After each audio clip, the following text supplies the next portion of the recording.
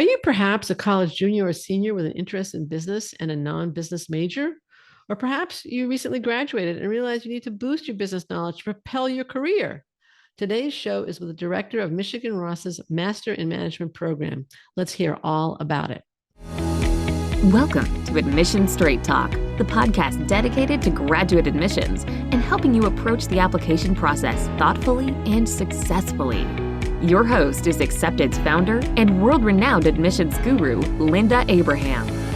At Accepted, our mission is to get you to that unforgettable moment when you read your acceptance email and shout, "Yes, I'm in!" Confident you'll be attending the perfect program to help you launch the career of your dreams.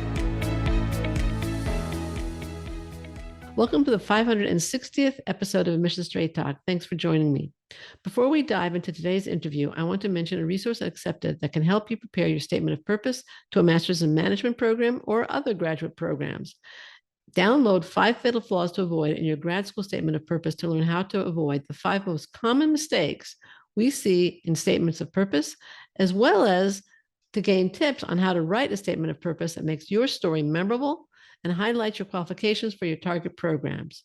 Download this valuable and free resource at accepted.com/560download. Our guest today is Julia Hoffert, Director of Admissions and Recruitment, one-year master's programs at the University of Michigan's Stephen M. Ross School of Business. Julia earned her bachelor's and master's degrees in vocal performance, which was one of the less common educational foundations for a career in higher education that I've come across. She moved into higher ed administration at NYU with its educational theater program, and then became assistant director of admissions there at NYU. In 2012, she moved to sunny Michigan, and in 2013, she became the recruiting director for U of Michigan's Master of Public Policy and Master of Public Administration programs. She has been in admissions at the University of Michigan ever since. She became the Director of Admissions and Recruitment for Ross one-year specialty master's programs in August 2023. So that's fairly recent. I can congratulate you. Julia, welcome to Admissions Straight Talk. Thank you, Lena. Thank you for having me. I'm delighted to speak with you today. Now, let's start with a basic question. What is the Masters of Management at Michigan Ross? Can you provide an overview of the program? Absolutely. The Master of Management program is a 10-month program that is really designed to offer a very foundational business skill set for individuals who do not come from a business background from their undergraduate degree. On a very basic level, the type of people that we see that are the most interested in this type of program come from a variety of undergraduate programs and curriculums, but somewhere in the course of that time, they realize that they lack a certain skill set to add on top of their expertise from their undergraduate program. And they see the business skill set as something that would be a jumping point for them, whether that career be directly from what they did in their undergrad or perhaps even a pivot. But this program really is designed to offer that foundational business skill set that is so functionally useful. Okay. And what are they going to be studying in it? What about the structure of the program? So they cover within the curriculum, you're going to see elements of marketing, accounting, financial evaluation, economics, really sort of an overarching view of the business fundamentals that we would likely use in any scenario that we might be doing. We also have students have the opportunity to take elective credits, and that's where they can, in their own way, perhaps take advantage of some of the other areas of interest at Ross, specifically some of the MBA electives. It's very exciting for a lot of students. But in the general sense, you're looking at a really foundational skill set within the accounting, financial, marketing, really quantitative-based skills work within that. All right. Now, you mentioned that you get a wide variety, basically everybody except those who majored or got a BBA, right? Majored in business or got a BBA. Correct. So this is for, let's say, somebody who was in chemical engineering as well as somebody who was an English major. I think that's one of the things I love the most about this program. I can think of this year alone, somebody that I work very close with in this program was a viola performance major in their undergraduate. And then we have engineers, as you mentioned. We also, interestingly enough, I love to see this. We have a lot of students that are really considering maybe a med degree or a law degree later on, but feel that this skill set will be really useful for them as they head into that Really? type of practice. Like, absolutely. I see pre-law, I see pre-med, I see people that are coming from all of these really interesting STEM or science or arts related backgrounds. And they see this as just a really foundational opportunity for them. And they plan on using that later on in their own later practice. Interesting. It's So really it's not, fascinating. so for many of them, it's not at all a terminal degree. Not necessarily, but I think what ends up happening is I think sometimes we come into something and we think, well, I'm going to do this after. I'm going to go get a Right. PhD or I'm going to go get an MBA. But sometimes what happens is they land a position that they really like, and then they find themselves heading into a different direction that they didn't Sure. necessarily think of before. And it might ultimately change their trajectory. Right. But their intention is not that this be a terminal degree or even that it Not be a step. always. Right. Right. Yeah. Yeah, not No, always. life sometimes happen and we Yes, change direction. we Right. do. All right. Now, Michigan Ross has 4 one-year master's programs, the Master's in Management, which is the focus of today's episode, and master's programs in accounting, business analytics, and supply chain management. Those other 3 seem to be much more focused, kind of deep dives kind of degrees. Is the MM, it sounds from what you've said, more of a generalist degree for those who did not have a foundation in business. It's giving them that foundation in business. That's pretty much what you've described, right? I'm going to see it through a different filter than that presentation, Please. in part because I think what in some ways we're comparing apples to oranges in terms of the type of program. What I would say specifically about Master of Accounting, Master of Supply Chain Management, and Master of Business Analytics is that it is not atypical for us to see business majors going into that type of degree. So they're Right. coming oftentimes from already having those business foundational skill sets, and they're looking for another type of skill set to add on to what they've already done business wise. Whereas for our students coming a lot of times into the Master of Management, they are experts in something. They've spent 4 years gaining a level of expertise through their undergraduate, and they're looking to this to layer onto that to then leverage that expertise. So I hesitate to really think of it in a generalist perspective because these students are very specialized in their own way coming into the program. For them, they're looking a lot of times to leverage their expertise rather than to develop new expertise.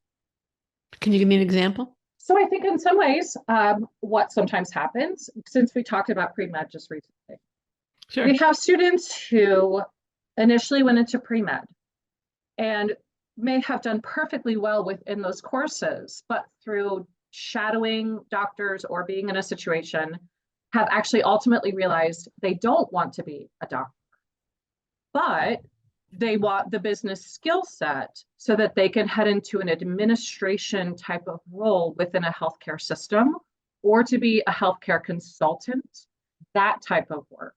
So sometimes it is where they are using that expertise they have already from their undergraduate, adding that business layer on top of it, and then still going into a very related field within that, but just in a different way than they had originally anticipated.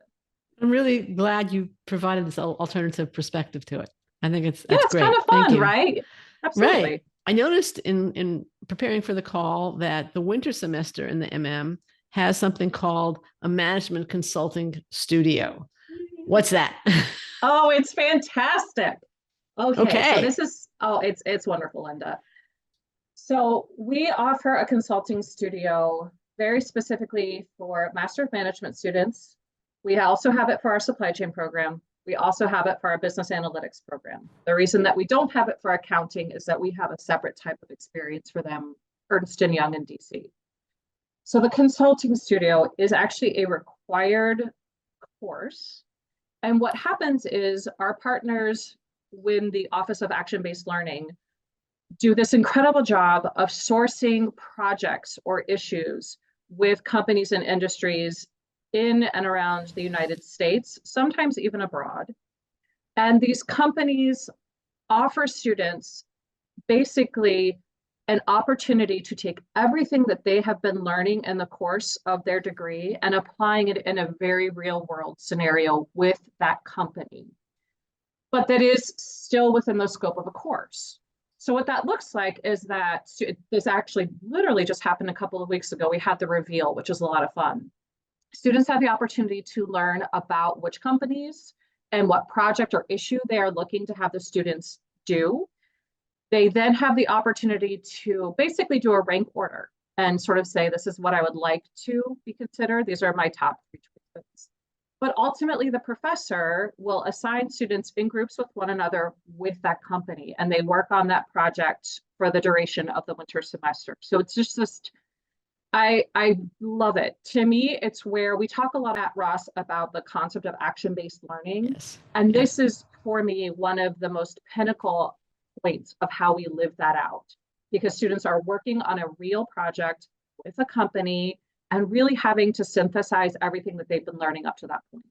All right. When I was reviewing the website, I was thinking, where does action-based learning come in? Because that is Ross's signature and brand, really. Yeah. And this is apparently it, right? I would say this is probably the most forefront of that, or the easiest way to show it. But in truth, I think for a lot of students, what is really surprising for them is the type and the delivery of the courses that they go to. So I think a lot of us are accustomed to, from our undergraduate degrees, heading into lectures where our primary job was to listen and to take notes. And that is still certainly an element of a lot of the courses, but at the other side of it, within each course, there are group projects typically. There are also expectations of engagement. So I think there's the thread of action-based learning throughout the entirety of the curriculum, in that that's a very active and engaged type of course experience. And then I think the consulting studio just notches that up just one more level. Great. All right. Thank you. What are the opportunities for international exposure, which is certainly a really important element of most MBA programs? What are those opportunities in the Ross MM program? Due to the fact that it is a 10-month program, we don't send students away for a semester because that would constitute a huge amount of time. But we do have short-term global opportunities that are done over the spring break. So students will have the opportunity, and I believe this year, if I'm remembering correctly, if they've decided to opt into that, they are going to Italy, which just sounds spectacular to me. Yes, it does. And again, is there a consulting project? Is it touring? Is it? Oh, it's definitely part of a course. So there is some sort of course, and there are objectives to the experience. It's not just, hey, let's go have fun in Italy, which is a perfectly normal thing to want to do. But this is tied into learning objectives. I certainly would love to do that. So. All right. What jobs are graduates of the MM getting for those who don't go to medical school or law school? Yeah. Unsurprisingly, one of the most popular spaces is consulting. And students are, I'm part of the team that does the admissions interviews, and that is often identified as one of the top types of jobs that people are looking to go into. And a decent portion of them do. Consulting, media, entertainment, it's sort of a smattering. I actually have the employment, we have our employment data posted on the website, and it's really interesting to see how it sort of breaks down. But we see the 3 top ones are consulting, marketing and sales work, and then what is the other top one that I'm thinking? Finance. Heck. Oh, finance. So they are, yeah. All right. And so they seem to be doing well in terms of their job outcomes and employment opportunities, right? Absolutely. I think for a lot of students, it helps get the foot in the door. And then ultimately, once the foot is in the door, it helps with how fast they're able to progress within an organization, because they have this skill set on top. Sounds great. Now let's talk about getting in. Okay. Yeah. Let's get to the meat and potatoes of it, Linda. What kind of academic background are you looking for from applicants? Well, for this particular program, anything but business, full stop. Okay. And within that, what we see and what we ask for is we do have one prerequisite course. We want one quantitative course that we can sort of look at and review. We specify that has to be either pre-calculus or statistics. Obviously, if people have calculus or above, that's great. But the baseline is that we need to see one prerequisite quantitative coursework during college. During college. So your high school work, if you took the AP Calc exam. If the AP transferred over to college credit, we will still accept that. Because if the Okay. university that you're going to says that that is legitimate for that type of course, then we will accept that. Okay. All right. And in terms of grades? I would say the average GPA, if we were to look right in the middle, it stands around a 3.6 to 3.7. Okay. All right. And in terms of experience, obviously most of them won't have full-time work experience. They'll have very limited full-time work experience, but early career or pre-experience doesn't mean no experience. So what are you looking for there? So for us, it is very specifically a pre-experience program. So they cannot have over 2 years of work experience by the time they apply to the program. And I would say probably a solid 90% of the people coming into the program are coming directly from their undergraduate degrees. So some of them are definitely in the 0 category. There'll be 0 full-time work experience. Correct. Right. Right. But part-time work experience?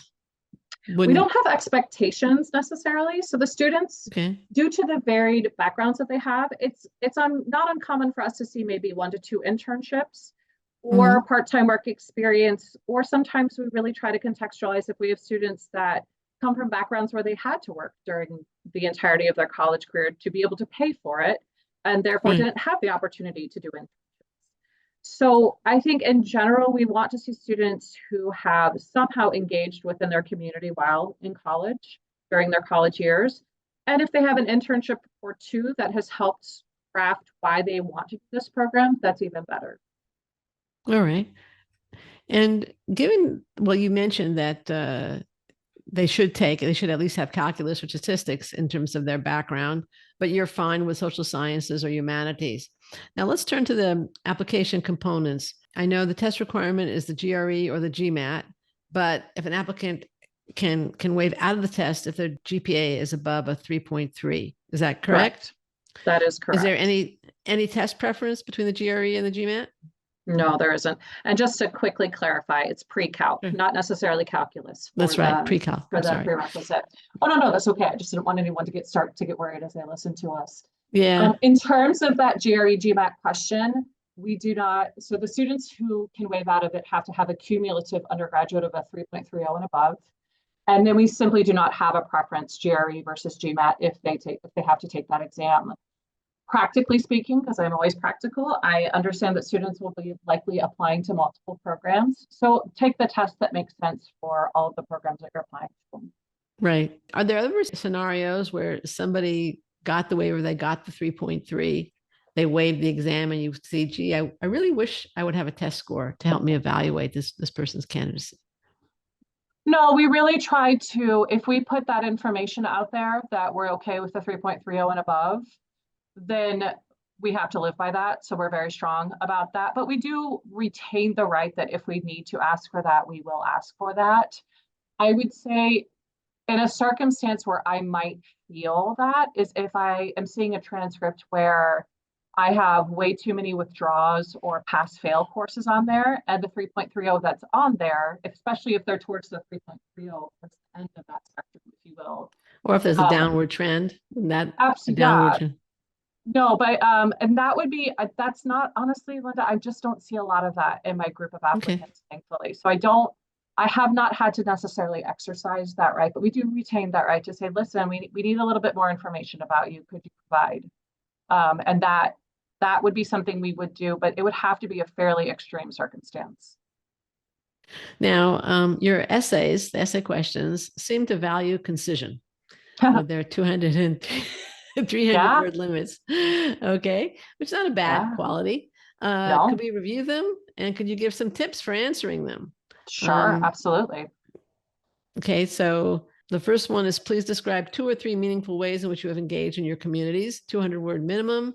Content above 300 words will not be reviewed. So that's pretty clear what you're expecting there, certainly in terms of length. Okay. And then actually, that's the second question. The first one is, how will the Masters of Management support you in achieving your short and long-term goals? What led you to pursue a graduate degree in business? And again, same minimum, maximum, 200 minimum, 300 max.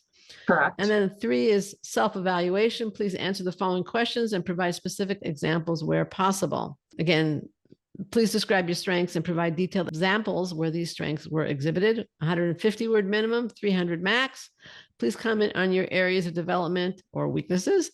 I like that phrase, by the way, and what efforts you have made to address those areas. 150-word minimum, 300 max. Please describe your ability to work with others on group projects or other team settings. Provide an example when you contributed positively in a group project or team setting. 150-word minimum, 300-word maximum. And then there's an optional essay where you generously give 500 words. Okay. So let's talk about the brevity first. The reason why I would say that we've put this out there is that a few reasons. Number one, we live in the world of AI where we can generate a lot of text fairly easily, but not necessarily a lot of meaning within that text. So what I don't need and what none of the readers need is 1,000 words of expounding and fluff. What we want is a sense of purpose and a sense of efficiency, which is frankly within the business realm. A lot of times when we're talking about making first impressions and being able to talk about yourself, you've got to get to the idea and you've got to get to it efficiently. Otherwise, you're going to lose your audience. So this is not to be punitive, but it is to drive home the example that I am not here to look at your academic sample writing elements. We are here to review information about you that we need to know that we're not necessarily going to be able to glean from the other elements of your application. So if we wanted to walk through the first one about the short-term versus long-term career goals and what led, we need to know what your overall ideas are for yourself. I will say for the Master of Management students, this essay overall tends to be a little bit more general than some of my other programs that I reviewed for, in part because in some ways students are still exploring what that might look like for them. That's okay. But really being able to talk and be aware of that is wonderful. And also the second part of that question is how this program fits within the scope of why you want to do this and how it will help you. So that's what we would like to see. If you have some specific goals, fantastic. I will take that 1,000 times over. If you have dreams for yourself, beautiful. That's what we want to see. We want to see people that are really excited about something. Whether or not they know the specifics yet of that something, we can work with that. Then when we talk about the student engagement beyond the classroom, one of the joys of my job that I really love creatively is thinking about asking questions that really get at the heart of what we're hoping to understand about somebody. We previously used to ask questions that said, what would you do while you're at Ross? And what ended up happening is I would get my website regurgitated in an essay form. And what I realized was like, wait a minute, what I really want to know is how have you engaged in the past? Because sometimes past behaviors will show the type of person that will be coming into this program. That's more useful. So I'd love to see a student who has been involved in some kind of extracurricular activity that means something deep to them and perhaps where they have grown into it, right? I started off as, a participant in this and now I'm the VP or I'm doing the marketing or I'm doing something. It's wonderful to see when people have actually taken an activity and grown with it rather than just put it on a resume to have a check mark. I don't want a check mark. I want to know how you've made an impact. And then the self-evaluation is new this year. And I love this because it gives us the opportunity and gives the student the opportunity to really do some self-reflection. What do I do really well? What are my key strengths? Our team just recently did the Clifton Strengths Finder. It's really interesting to see your strengths and know that and be able to talk about that. Where do I need to develop? That's an important thing to ask yourself. And I love it when I can see students that can say something specific. I've really had to work and I continue to work on my presentation skills. Or public speaking is not my favorite thing, but here's what I'm doing. Here's how I'm sort of thinking about it. Or my networking skills, all things that are opportunities and ways for them to grow. If all I get through the course of an application is how perfect the student is, I have no reason to understand why a student would need to gain these skills. What's the point? And then finally, the other one we find really important because a lot of times when we talk about, we see people that have, amazing GPAs, their test scores are off the charts. Everything's off the charts. But how are they to work with in a team environment? Ross, and the way the students learn here, you do not get to sit in a corner in the library by yourself and work on an island of your own. You are working in a group setting very frequently. Are you going to be a good group member? How have you been a good group member? What's really interesting to me, you will probably giggle, but a few times on the one where we have asked for comment on your areas of development, we've had people brave enough to just simply put NA, which is not a good thing. We all have areas of development. This is not to trap somebody in the corner, but this is to see a level of self-reflection and understanding so that, again, driving it back home that this is about your experience and why you potentially need this type of Yeah. Yeah. I know. It's always amazing, isn't it? Something always is funny. It is. It is. It is. It's not asked so much now, but it used to be asked much more years ago. Tell us how you've handled a failure. Oh, yeah. Sometimes we ask that in the interview. All right. And I remember one client said, I've never failed. And I was thinking to myself, you just failed at self-evaluation. I don't think I said that to him, but that's what I was thinking. But think about, can you imagine working with that within the scope of a team? Yeah. What would that be like? Yeah. I have a bulletin board in my kitchen, and I have certain phrases that I like on that bulletin board, along with, grandchildren's artwork and such. And some of my grandchildren have actually memorized all the phrases. And one is from J.K. Rowling's. And I don't have it memorized. One of my grandson could quote it directly, but it's something to the effect that if you've never failed at anything, you might as well not have lived because you haven't tried anything. You haven't tried anything, or you're and you failed, and you failed by default. You failed by default. And you have failed. You're also in denial because we all fail. That's true. It's true. Again, you failed with self-awareness. And what about the optional? I mean, is it really optional? Oh, yeah. Oh, absolutely. The concept of the optional essay is truly not a trick. You do not have to submit it. But if you do, I want information in there that you feel we really need to know about you for some reason or another. So we, as admissions professionals, our goal and our job in reviewing an application is to see where there may be gaps or holes. That could look like a really cruddy semester where you took way too many classes that were not your strength and it just didn't go well for you.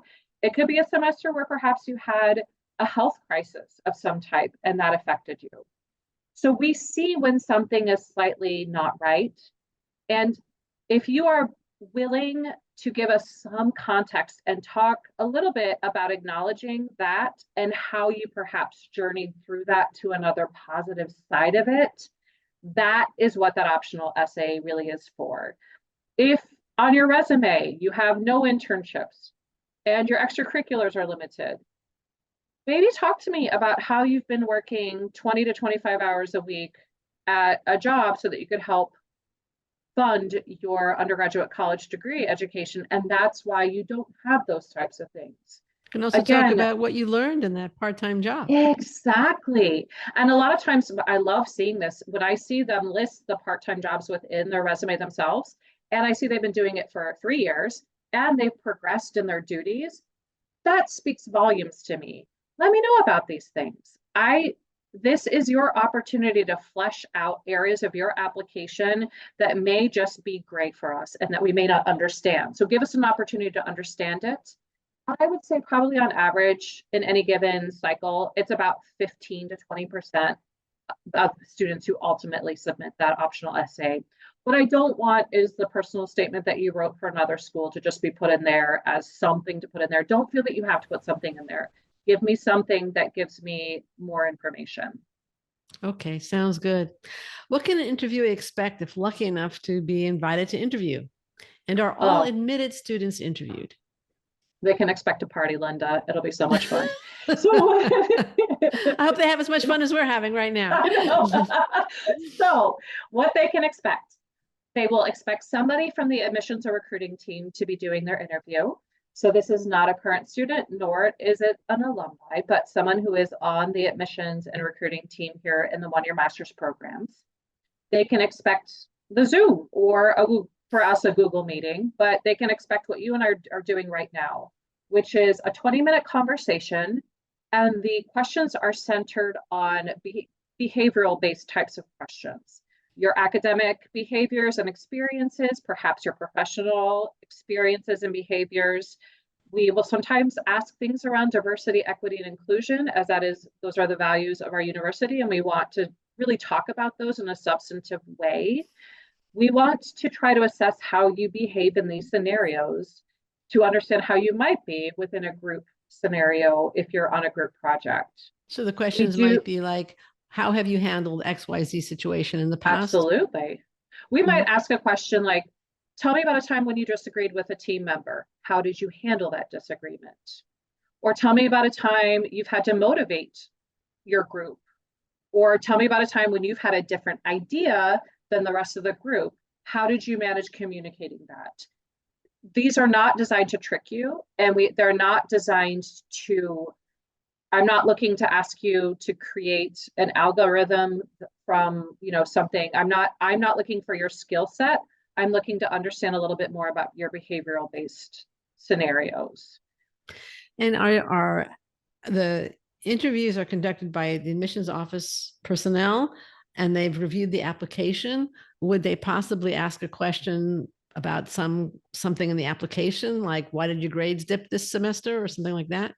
Unlikely. No, we won't put anyone on the spot like that. We're more likely in that scenario to simply have the resume in front of us and maybe ask or reference pieces of the resume in terms of, tell us about this extracurricular activity that you did. Because we see it on the resume. What did you learn from it? Those types of questions. We're going to presume that if there are those gaps, that we will give the student the opportunity to have addressed that in the optional essay portion. Okay, great. Now, when the show airs, the 3 application rounds will have passed and 2 rounds will be remaining. We have the February 9th deadline for that's February 9th, 2024, already. Which is the, I know, It's which crazy. is the final deadline for internationals, and April 5th for the domestic applicants only. This upcoming cycle is going to be the 2024-2025 cycle. But in any case, that's not part of the question. Is an applicant at a disadvantage if applying in round 4 or 5, or are they better off waiting until next year? The first question in terms of are they at a disadvantage, I would say no. We absolutely in the past have admitted from every single one of the rounds. So we have never closed down applications or stopped admitting people from rounds. That is not something I anticipate happening this year. So I would not put that as a point of concern. I will always advocate for an earlier application simply because it takes that task list off of your task, or a task off of your task list, so to speak, and gets that out of your way. However, one of the things I really want to drive home is to apply for the round in which you feel really ready to submit the materials and you have your materials ready. And then on top of that, we this year have published the dates that, if admitted within a certain round, when we expect a student must give us their final decision as to whether attending the program. So I want students to really apply for the program by the time they know that they got into the program and the time they have to tell us, they know they are ready to make that commitment. So we very specifically put those dates on our website purposefully this year to avoid situations where they're waiting for another school to tell them their decision. Apply for the round that you are ready to apply and ready to make the commitment. Okay, great answer. What are some common mistakes that you see in applications to the Master of Management program at Michigan? 100% my top mistake is when somebody submits their essay for another program to this. It's a combination of charming and slightly unfortunate that happens. It's not, what I will tell you is we are not mean. We do not throw the baby out with the bathwater and say, that's it. How dare they talk about Duke during their application to us. We don't do that kind of stuff. But please do yourself the favor and look through everything before you submit it. That's one of my top ones that definitely happens. The second one that happens is deciding that the recommender source, that somehow flashier is better, or that special is better in terms of the person. I don't want the top name of the people that you know in your world. What I want is the person who will take the time to actually write a thorough, thoughtful recommendation about you that is going to give me information that I'm not going to get from the rest of the application. So I've had a circumstance before where I've had an excessively famous rock star write a recommendation. This was from NYU Steinhardt, but it was 2 sentences long. So yes, the name and the autograph was so exciting on a very basic level, but the information was really not there. And that's not useful. So choose the professor or even the TA or GSI, as we call them in our world at U of M. If that person has had a lot of time with you and has seen your growth academically, that's great. I want that type of source. Or I love the supervisor from your internship. Or if you are a student athlete, I love the coach that talks about how you are on the team, how you've grown as a human being, what types of attributes you have. But what I don't need is a famous person just for the sake of having a famous person. That's not the goal. So Consulted and Accepted was the admissions director at Michigan's business school. It was before it was Ross, I'm almost positive. Yeah. And she said that they got a letter of recommendation once signed by former President Ford, who was originally from Michigan. And, it got passed around the office. It was a novelty, but didn't really do anything, didn't say much. He didn't know the applicant or barely knew him. And he was doing somebody a favor and signed a letter and didn't do anything. It was a novelty, and that was all. I think the key is that you want your recommender to know you well, not to be most known in the world. It just doesn't, it's not helpful. I know a lot of people think that if you have a secret handshake or if you know the right person or all of this stuff, it's not really the case. We just want to know about you, and we want to know it in a thorough way, not from just a flashy novel source. It just doesn't do anything. Keep the focus on you, not on the recommender. 100%. Always keep the focus on you. Right. What about those planning ahead? All right. Let's say I'm a junior in college now, and I'm thinking that, business degree would really complement, as you said earlier, the skill set that I've developed in college. How can I prepare myself to apply successfully in 2024-25 for the next application cycle, not for this application cycle? Absolutely. My first thing is get the prerequisite course out of the way if you have not already done so. So if you don't have statistics or a pre-calculus based course, then get that done. Just register for it now, or make sure you registered for it for the fall of your senior year. Don't hold off later to do that. Then my second recommendation would be start interacting with us through our recruiting events. We offer online recruiting events, and we also have an upcoming Ross OYM open house happening on February 1st, where you can come into the Ross building and meet current students, talk with our centers and institutes, and really get to know us and see the space in person, which is very powerful for a lot of people. But start interacting with us. We have 2 incredible admissions advisors that are part of our team. Jillian Drzinski is the person who oversees the Master of Management ones specifically.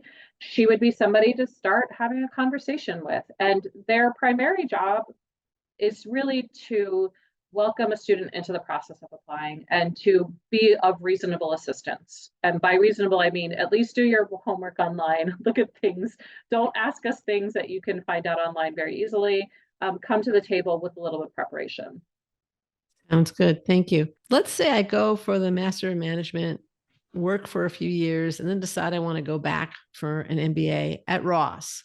Will I have to take the full 2-year MBA program at Ross? So I want to say this with a big qualifier. Right now, the answer to that is yes. My qualifier is, please have this conversation with me in another 1 to 2 years, and we might be having a slightly different conversation. Okay. Now, what I will say about that current answer of yes is that the expectation is never that someone has to repeat the same coursework that they've already done. So there are waiver exams that are offered where students can potentially waive out of some of the core courses that are required for the MBA.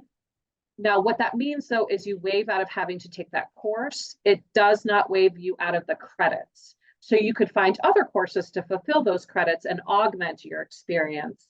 But currently, the MBA program would still be at the 2-year mark.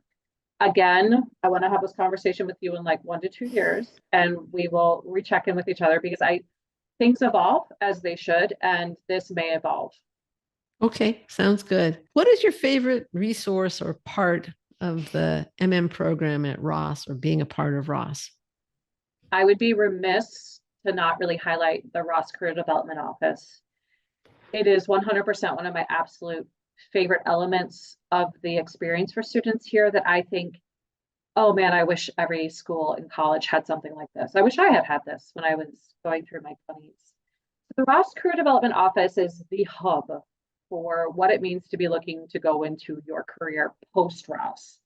And what that looks like is career coaching. So you have the opportunity to speak with a career coach who is in contact with industry and is really understands the temperature of what's happening in industry so that students can have really substantive and realistic conversations about their goals. Also, we do resume building, networking opportunities, other skills building pieces so that when students are heading into the recruiting season, that they are really in a space where they're putting their best foot forward to have the most successful outcome that they can hope for. Also, one of the things I love is that office really engages our alumni beautifully, and that is a distinctive quality about U of M as a whole, as well as Ross, is I find our alum are excessively interactive and really want to stay connected with our students. And I think that students are not required to have to take advantage of this resource, but do it. It's amazing. I think had I had the opportunity to have a conversation about my career trajectory in my early 20s, what a beautiful thing. What a great idea. And I think that that is one of my absolute favorite resources. Thank you. Thank you very much for that answer. Now, what questions would you like to answer that I haven't asked? Well, I think that every school and every town has its character. And I think that one of the things that I love is the character that is Ann Arbor, Michigan, which is where the Ross School of Business lives. So I'm going to filter it through my perspective. And so please pardon that because this is not about me, but I think it's important to know that I'm a big town girl. I love a big city. I spent 13 years of my formative life in New York City. It was one of the best things in the world, but it was also time to leave when it was time to leave. Had a 2-year-old kid. Getting through the subway system with a stroller and everything else was just no longer my jam. But what I will say is that Ann Arbor as a town and as a home space was really the one place that we as a family and myself as an individual really looked at and thought, wow, this is really excellent. Did you have family there at the time? No. So my husband is an alum of U of M. And a little fun fact that you don't know about me, Linda, is that I started at U of M and then I transferred to NYU. So I did already have a little bit of experience there at U of M and in Ann Arbor. And what I love about it is that we find that there's still so much culture and distinctive qualities that really allow for students to be in an incredibly active and engaged atmosphere. And that is it's such a fun and distinctive space. I think whenever anyone is looking at a college or a university, what you never know until you go there is how you're going to feel when you're there. And that's the part that I really wish that I wish I could bottle it up, put it in a cute little package and send it to students, because I think that that's really an important part of the entire experience is being in this community. You can go to a football game in the big house, and then you can go to a concert in Hill Auditorium, which is one of the most acoustically perfect spaces in the United States. There's just this incredible variety and spectrum of opportunities. And I think students are often really surprised by that. They think, oh, it's the Midwest, right? This is just the Midwest. No, there's a lot happening here. And it's really a great time to spend a year here. I mean, I plan on spending much longer than that, but for those going into this program, it's a year. And that's the other thing I really want to highlight. It's a year. So keep that in mind. Keep when you're dealing with a rigorous curriculum, when you're dealing with all of the things that you're trying to figure out, we can get through a lot of things. And a year, functionally speaking, is not as you can get through anything in a year. But Ann Arbor is a really great place to be. And I think how it feels to be here is really fun and exciting. That's great. Thank you very much. I want to thank you very, very much for joining me today, Julia. I've enjoyed learning about Michigan Ross's Master in Management program. Where can listeners learn more about it online? The best place to go is to go to our main website, which I'm going to look at before I say it, because the last thing I want to do is give you the wrong one. But if you go to michiganross.umich.edu, you will land at the hub of Michigan Ross. And then from there are ways to navigate to the graduate program sections, but also check out the centers and institutes. You and I could spend a lot of time talking about those types of experiences as well, but check out the clubs as well. There are so many opportunities to be in different types of communities. So that is the main place to start. And then if you have any questions and just need to reach out to us, you can do Ross 1 year at umich.edu. And that's sort of a main space to start for questions about the programs. Wonderful. Thank you again. And listener, you can also find links in the show notes at accepted.com/560 to Michigan Ross's Masters in Management program, as well as to other resources of interest. I also want to invite you, listener, to download for free 5 Fatal Flaws to Avoid in Your Grad School Statement of Purpose.